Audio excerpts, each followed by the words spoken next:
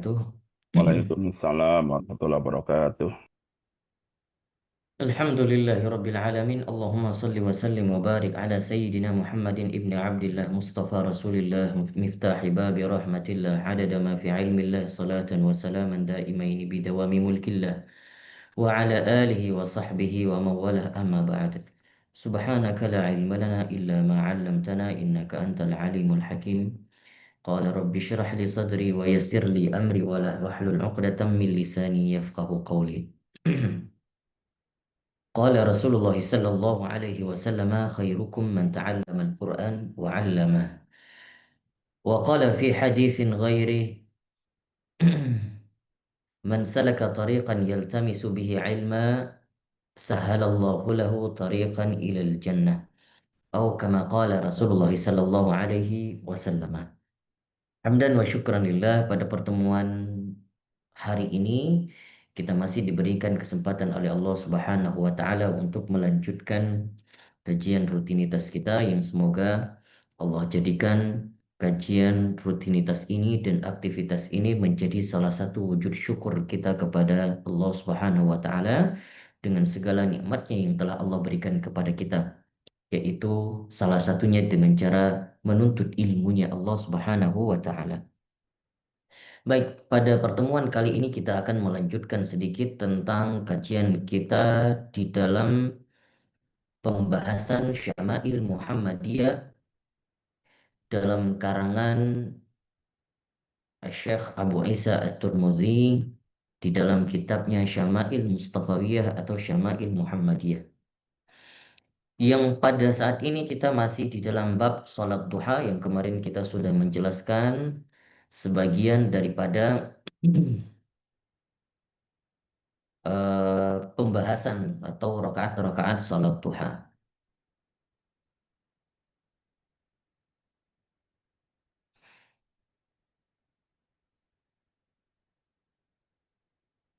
Baik. Pada pertemuan yang lalu kita mengatakan bahwasannya sesuai dengan hadis yang diriwayatkan bahwa baginda Nabi Shallallahu Alaihi Wasallam melakukan salat sunnah duha itu ada yang riwayatnya 4 rakaat, ada yang riwayatnya 6 rakaat, ada yang riwayatnya tidak terbatas. Bahkan ada yang riwayatnya dari Ibunda Aisyah.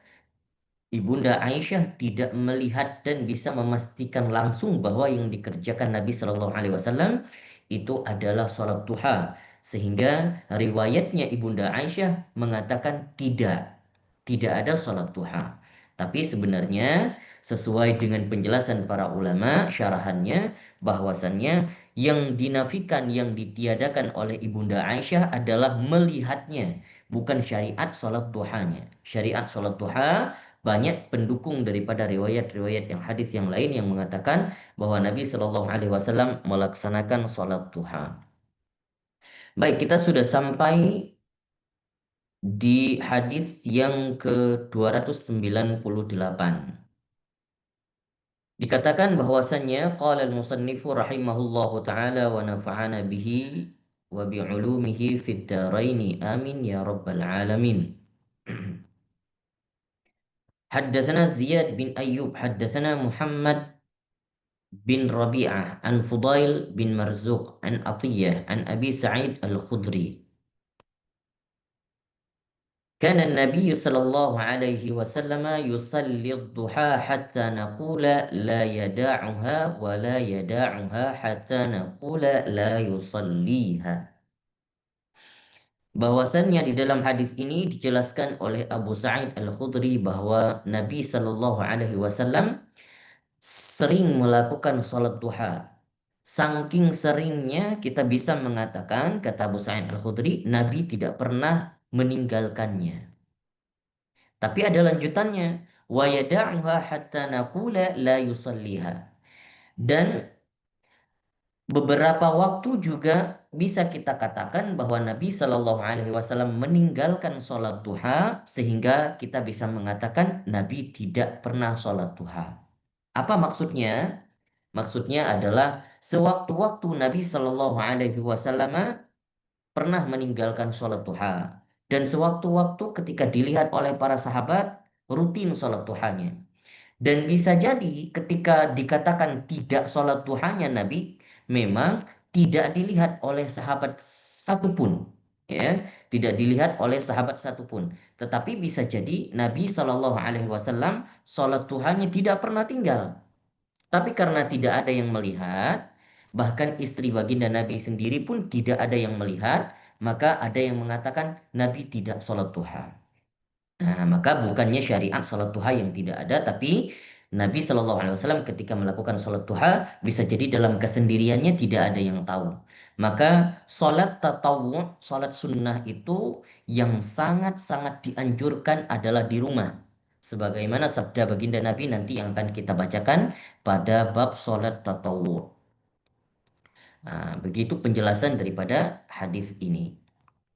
Kemudian di dalam hadis yang lain disebutkan haddatsana Ahmad bin Mani haddatsana Husyaim haddatsana Ubaidah an Ibrahim an Sahmin min Jabir an Qarfa ad-Dabbi. Ya, agak-agak susah ya baca nama para sahabat ya. Nah, tapi inilah hikmah kalau belajar hadis itu sehingga kita banyak tahu ternyata begini nama-nama sahabat. Enggak cuma yang familiar-familiar saja. Au an Qaza'ah an Qarfa' an Abi Ayyub Al-Ansari. Dari Abu Ayyub Al-Ansari dijelaskan bahwasanya anna Nabi sallallahu alaihi wasallam kana yudminu arba'a raka'atin inda zawal. Ini katanya bahwa Nabi sallallahu alaihi wasallam yudminu. Jadi kalau yudminu itu bisa kita katakan rutin, tidak pernah tinggal. Ya. Bisa dikatakan edik, ya, artinya apa namanya, ya tidak pernah tinggal sehingga udah ngerasa enak, udah ngerasa edik melakukan sholat duha. Dan dikatakan bahwasanya bahwa Nabi Shallallahu Alaihi Wasallam selalu melakukan rutinitas sholat duha 4 rakaat ketika naiknya sepenggalah daripada matahari. Itu disebut dengan zawal. Fakultu ya Rasulullah. Dan aku mengatakan kepada Rasulullah, kata Abu Ayyub Al-Ansari, ya Rasulullah, innaka tudminu hadhil arba'a raka'atin 'inda zawali syams.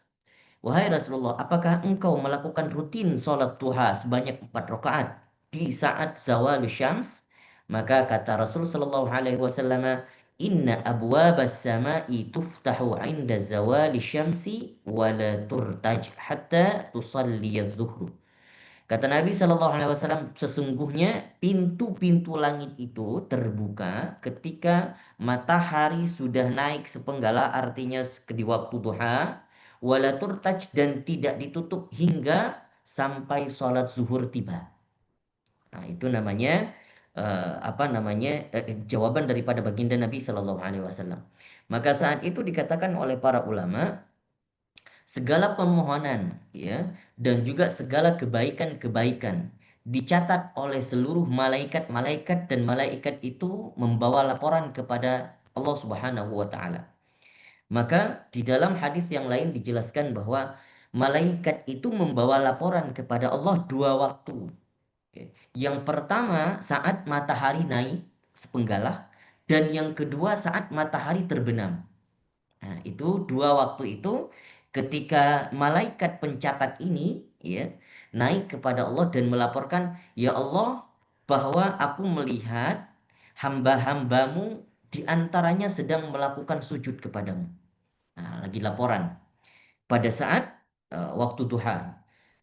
Dan ketika laporan kedua juga ya dinaikkan oleh para malaikat saat matahari terbenam dan melihat bahwa hambanya sudah menunggu waktu maghrib dan melakukan ya misalnya sholat asar salah satunya, dikatakan bahwasannya para malaikat melapor kepada Allah, ya Allah, kami juga melihat saat ini hambamu sedang melakukan sujud kepadamu. Apa artinya? Ketika 2 waktu ini kita melakukan ibadah, maka kesempatan itu seakan-akan kita melakukan ibadah sepanjang hari. Saat itu karena 2 laporan itu yang dibawa oleh malaikat pencatat amal ini. Tapi kalau pagi hari, wal'iyadzubillah, kita bermaksiat, maka saat itu dibawa laporan oleh malaikat. Karena kita dilihat lagi bermaksiat, wal'iyadzubillah, maka saat itu dilaporkan bahwasannya ini ada hambamu yang sedang bermaksiat ya Allah. Ketika di sore hari juga dengan laporan yang sama, wal'iyadzubillah, subhanallah. Astaghfirullahaladzim. Maka saat itu berhati-hatilah kepada kita umat manusia agar eh, apa namanya berhati-hati di saat dua waktu ini, ya, waktu di mana zawalus syams dan juga waktu ghurub. Fa uhibbu ayyas adali fi tilka as-sa'ati khair. Maka saat itu kata Nabi Shallallahu Alaihi Wasallam, aku sangat senang kalau dinaikkan catatan amalku atau kebaikan-kebaikan amalku ke langit. Qultu afi kullihinna qiraah. Kemudian dikatakan, apakah di antara keduanya itu ada bacaan-bacaan khusus? Qala na'am. Berkata Nabi SAW mengatakan na'am, iya. Qultu hal fihinna taslimun fasilun? Qala la. Ya. Kemudian ditanyakan oleh Abu Ayyub Al-Ansari, apakah di antara 4 rakaat itu ada salamnya? Ada pemisahnya. Yang ditanyakan, apakah kita mengerjakan dua-dua rakaat ya Rasulullah? 4 rakaat tadi. Kata Nabi apa? La, tidak. Berarti ada riwayat ini mengatakan secara hukum fikihnya, sholat sunnah duha itu boleh dilaksanakan 4 rakaat sekaligus tanpa salam. Nah, ini hukum fikih dari riwayat hadis tersebut. Hadis yang lain mengatakan, akhbarana Ahmad bin Mani haddatsana Abu Muawiyah haddatsana Ubaidah an Ibrahim an Sahmi bin Minjab an Qaza'ah an Qarsa an Abi Ayyub Al-Ansari an Nabi sallallahu alaihi wasallam nahwahu. Ya, hadis serupa diriwayatkan oleh Abu Ayyub Al-Ansari tapi perawinya berbeda. Kemudian dikatakan dalam hadis yang lain, haddatsana Muhammad bin Musanna, haddatsana Abu Dawud, haddatsana Muhammad bin Muslim bin Abi Waddah, an Abdul Karim Al-Jazari, an Mujahid, an Abdullah bin Sa'ib. Anna Rasulullah sallallahu alaihi wasallam kana yusalli arba'an ba'da an tazula syamsu qabla zuhur. Bahwa Nabi sallallahu alaihi wasallam melaksanakan 4 rakaat salat ketika matahari zawal, matahari naik sepenggalah sebelum zuhur. Wa qala innaha sa'atun tuftahu fiha abwabus sama' fa uhibbu ay yas'ada li fiha 'amalun salih. Ya, di beberapa redaksinya berbeda tapi maknanya sama seperti tadi, bahwasanya kata Rasul Shallallahu Alaihi Wasallam, itulah saat-saatnya di mana pintu langit dibuka dan saya sangat suka ketika pintu langit itu dibuka dan dinaikkan kebaikan-kebaikan amal saya, kata Nabi Shallallahu Alaihi Wasallam. Kemudian dalam hadis yang lain dikatakan, haddatsana Abu Salamah Yahya bin Khalaf, haddatsana Umar bin Ali Al-Muqaddami an Mis'ar bin Kidam an Abi Ishaq an Asim bin Damrah an Ali annahu kana yusalli qabla dhuhri arba'an. Dari Sayyidina Ali meriwayatkan bahwasanya Nabi Shallallahu Alaihi Wasallam melakukan 4 rakaat salat sebelum zuhur. Wa dzakara anna Rasulullah Shallallahu Alaihi Wasallam kana yusalliha 'inda zawali wa yamuddu fiha. Bahwasanya disebutkan Nabi melakukan salat itu 4 rakaat itu ketika zawal dan memanjangkannya. Nah, ini tambahan daripada Sayyidina Ali bahwasanya Nabi Shallallahu Alaihi Wasallam melakukan salat duha dengan cara yang panjang juga.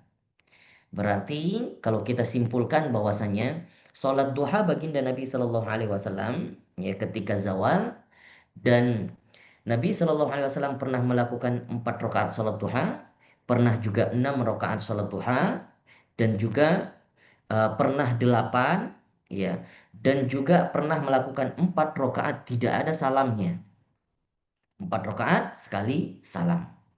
Tetapi di dalam Syama'il ini tidak disebutkan ada 2 rakaat. Di mana riwayat hadisnya ada. Riwayat hadisnya yang diriwayatkan oleh Abu Hurairah. Diriwayatkan oleh Abu Hurairah. Maka dikatakan bahwasannya di dalam hadis yang diriwayatkan oleh Abu Hurairah, eh, pernah diwasiatkan oleh baginda Nabi Shallallahu Alaihi Wasallam. Ausani khalili, kata Abu Hurairah sallallahu alaihi wasallam. Khalili itu maksudnya adalah kekasihku, ya. Artinya yang dimaksud adalah Nabi sallallahu alaihi wasallam. Bi thalathis siyami salasati ayyam, yaitu agar tidak aku tinggalkan tiga perkara. Pertama puasa paling kurang minimal 3 hari 1 bulan. Kemudian warak'atai ad-duha dan 2 rakaat sholat duha. Nah, maka dari sini adalah riwayat yang dianjurkan untuk melakukan sholat duha minimal 2 rakaat. Wa an utira qabla an anam dan melakukan witir, sholat sunnah witir sebelum tidur. Nah, ini wasiat baginda Nabi Shallallahu Alaihi Wasallam kepada Abu Hurairah. Berarti ada juga riwayat yang mengatakan sholat duha itu boleh dilaksanakan 2 rakaat. Maka inilah sebenarnya sholat sunnah itu luas sekali, ya. Jadi makanya kita katakan kemarin jangan sampai mencela dan diharamkan mencela orang yang meninggalkan kesunahan, ya, meninggalkan kesunahan. Tapi menganjurkan orang untuk melakukan sebuah kesunahan itu adalah merupakan sedekah, ya. Ada pahala tersendiri, cuman tidak boleh dicela. Nah, sholat sunnah termasuk salah satunya. Maka dalam hadis yang lain disebutkan sholat sunnah itu adalah lebih baik dilakukan di rumahnya. Maka ada riwayat yang mengatakan bahwa sholat sunnah itu, sunnah duha terutamanya, itu adalah merupakan sedekah. Yang kemarin ditanyakan oleh Ustadz Ibkar, ya, yang belum saya jawab. Maka insya Allah akan kita jawab sekarang. Dari salah satunya hadis yang disebutkan itu saya salah tangkap, saya kira persendirian, ternyata persendian, ya. Makanya juga saya kurang paham kemarin pertanyaannya. Ternyata yang dimaksud apa hubungannya zikir, salat dan persendian. Maka kita mengatakan merujuk daripada hadis Nabi Shallallahu Alaihi Wasallam bahwa dikatakan bahwa manusia ini punya 360 persendian, ya, 360 persendian. Sebagaimana hadis Nabi juga mengatakan fil insani thalathu mi'ati wasituna mifsalan, ya, mifsalan itu persendian. Fa'alaihi ayyatasaddaqa an kulli mafsilin minhu bisadaqatin. Qalu wa man yutliqa dhalika ya Nabi Allah qala nukh'ah fil masjidi tudfinuha wa syai'u tunhayyihi anit tariqi fa illam tajid fa raka'atat duha tajzi'uka. Atau dalam hadis yang lain yang kemarin dikirim oleh Ustaz Ibkar juga diriwayatkan oleh Abu Dzar. Hadis Abu Dzar itu dikatakan bahwasannya fakullu tasbihahin sadaqah. Dari hadis Nabi sallallahu alaihi wasallam annahu qala yusbihu an kulli sulami min ahadikum sadaqatun. Hendaknya kepada setiap persendian, ya, kita manusia agar disedekahkan setiap harinya. Persendian itu adalah alat gerak kita, media gerak. Ya, kalau nggak ada persendian maka manusia tidak akan bisa bergerak. Maka setiap tubuh manusia itu ada 360 persendian. Dan itu dikatakan nanti syarahnya adalah sebagai ditinjau dari bab syukur. Dari bab syukur, maka dianjurkan untuk bersedekah. Maka apa Rasulullah SAW mengatakan, fakullu tasbihatin sadaqah. Maka setiap tasbih yang kita bacakan subhanallah itu adalah memberikan sedekah kepada satu persendian. Kemudian alhamdulillah wa kullu tahmidatin. Alhamdulillah sadaqatun juga merupakan sedekah. Wa kullu tahlilatin yang kita baca la ilaha illallah sadaqatun itu juga merupakan sedekah. Wa kullu takbiratin sadaqatun dan juga setiap takbir sedekah. Wa amrun bin ma'rufi sadaqatun dan amar ma'ruf menganjurkan orang, menasihati orang, sharing kebaikan kepada orang lain itu merupakan sedekah. Wa nahyun 'anil munkar dan mencegah orang lain dari kemungkaran, melarang orang lain tidak ikut serta untuk melakukan kemungkaran, itu juga berarti kita melakukan sedekah.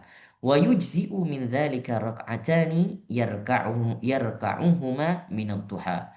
Dan dari seluruh persendian-persendian itu kalau untuk dilakukan sedekah kepadanya harus membaca tahlil, kemudian tahmid dan zikir-zikir lainnya.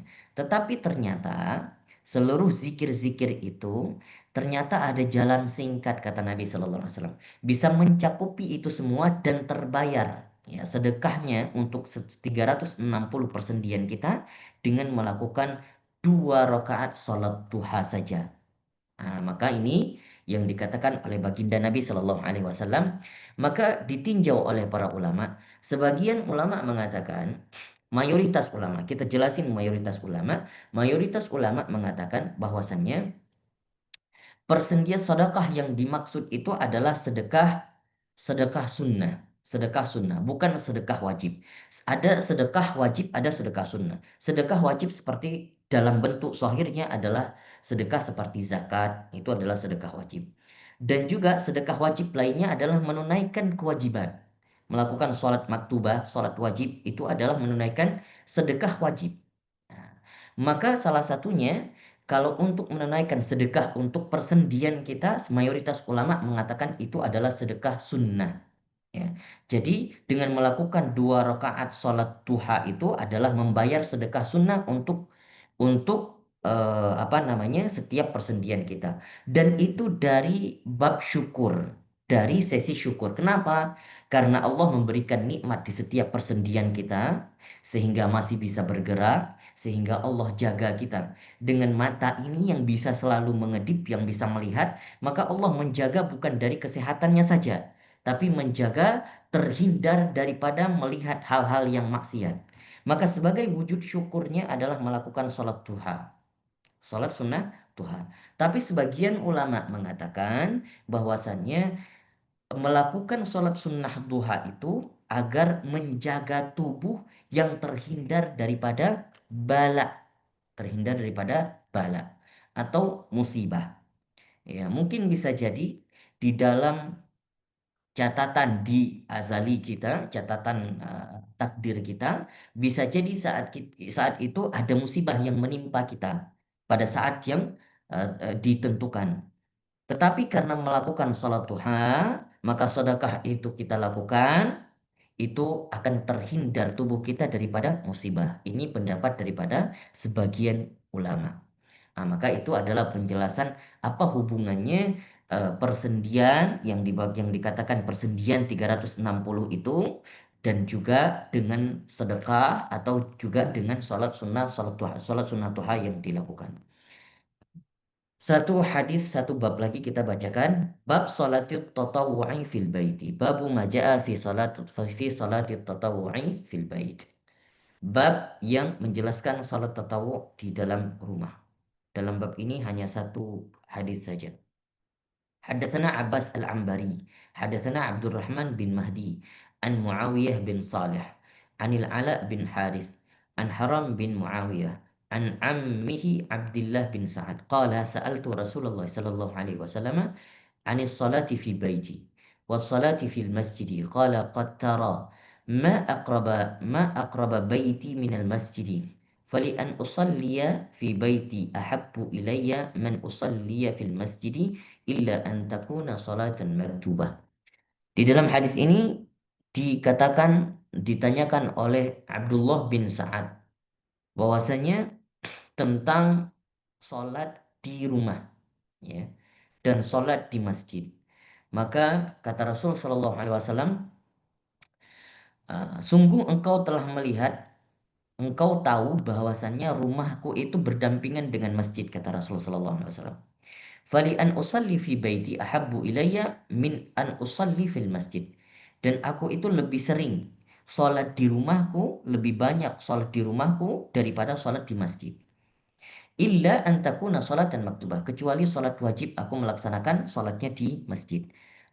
Penganjuran ini sebagai anjuran dari Rasul Shallallahu Alaihi Wasallam agar banyak melakukan sholat tatawu, sholat sunnah itu di masjid.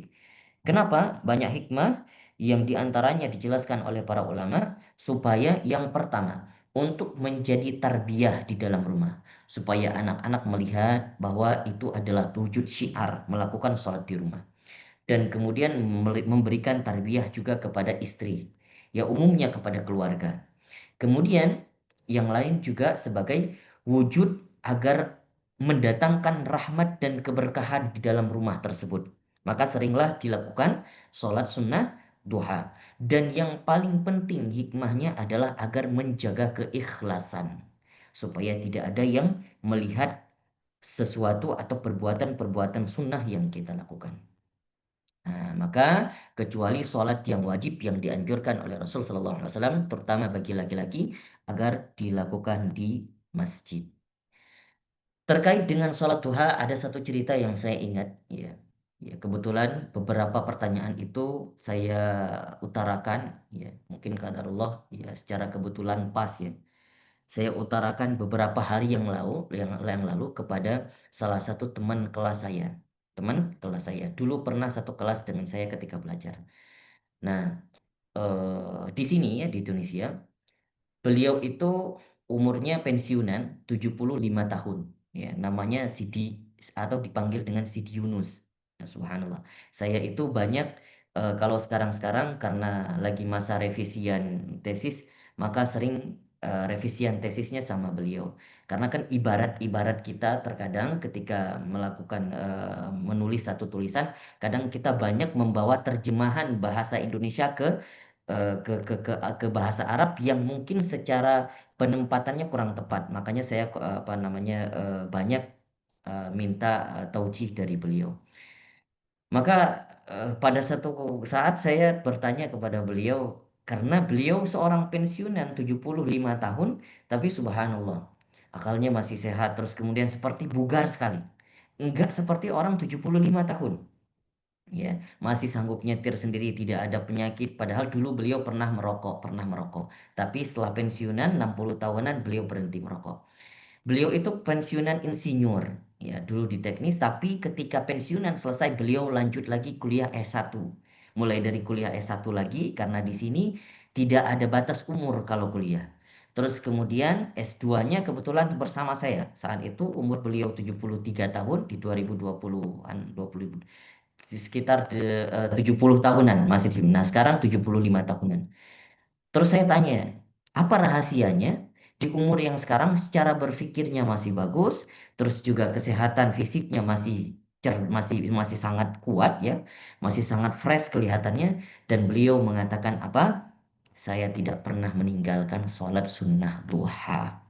Nah, itu adalah merupakan hikmah sholat sunnah duha yang seharusnya tidak boleh ditinggalkan. Kenapa? Sebagai kita merupakan wujud syukur kita yang kita utarakan kepada Allah dengan melakukan sholat sunnah duha untuk membayar setiap persendian. Ibaratnya hutang yang Allah berikan nikmat kepada kita semua. Ya. Oksigen yang diberikan oleh Allah gratis. Persendian yang mungkin sederhana, tapi ternyata nikmat yang luar biasa. Ya, kalau persendian kaku aja asam urat di salah satu sendi udah nggak bisa jalan dan lain sebagainya. Berobat udah jadi mahal. Maka dengan 2 rakaat yang ringan saja ternyata bisa membayar sebagai kita mewujudkan rasa syukur kita dan juga sebagai ganti atau hutang kepada Allah Subhanahu wa taala yang dibayar dengan salat sunnah duha meskipun minimal 2 rakaat. Baik, itu yang dapat kita jelaskan pada pertemuan kali ini. Wallahu taala a'lam. Kalau ada pertanyaan lagi nanti silakan di komentari atau di kolom chat grup boleh atau boleh ditinggalkan di kolom chat Zoom. Insya Allah akan kita jawab. Wallahu taala alam. Dan kita langsung lanjut ke bab talaki. Hari ini kebetulan yang talaki insya Allah